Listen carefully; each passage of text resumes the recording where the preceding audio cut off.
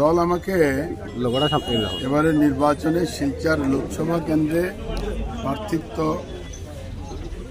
প্রদান করেছে।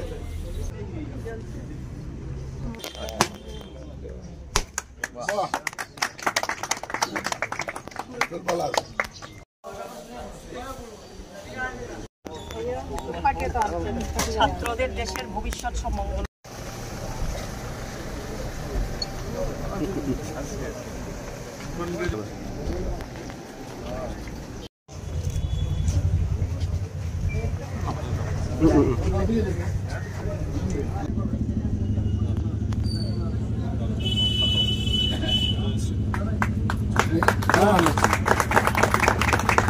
बीच में टानिए बस और आदमी बगैर के टालने लगे একটু দাঁড়াই কখন করবে। দল আমাকে এবারে নির্বাচনে শিলচর লোকসভা কেন্দ্রে প্রার্থিত্ব প্রদান করেছে। এই ক্ষেত্রে আপনারা জানেন যে সমগ্র আসাম থেকে প্রথম এই শিলচর লোকসভা থেকেই আমরা পার্লামেন্টে প্রতিনিধিত্ব করেছি ভারতীয় জনতা পার্টি। তারপরেও আমরা সুখে দুঃখে আমরা বিভিন্ন সময় এখান থেকে প্রতিদ্বন্দ্বিতা করে আমাদের প্রার্থীকে নির্বাচিত করে আমরা পার্লামেন্টে পাঠিয়েছি, লোকসভায় আমরা পাঠিয়েছি। আর লোকসভায় যিনি এখান থেকে প্রতিনিধিত্ব করেছেন আপনারা সবাই ওনার নাম জ্ঞাত, সর্দার গোবিন্দ এক সংগ্রাম বলতে হয়।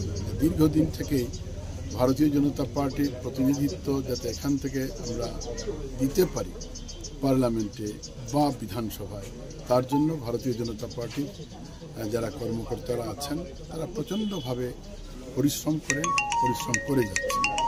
এই ক্ষেত্রে আমরা জ্ঞাত যে আজকের দিনও আমাদের শিলচর লোকসভায় আমাদের প্রতিনিধি আছেন, কিন্তু আপনারা জানেন যে শিলচর লোকসভা সমষ্টি এবার রিজার্ভ হয়েছে।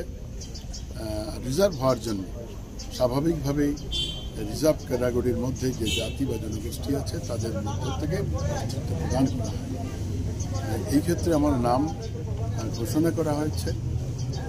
আমি আমার জীবনের আরম্ভণি থেকে দল করি আর চেষ্টা করি যে দলকে আমরা সবাই মিলে যাতে এগিয়ে নিয়ে যেতে পারি।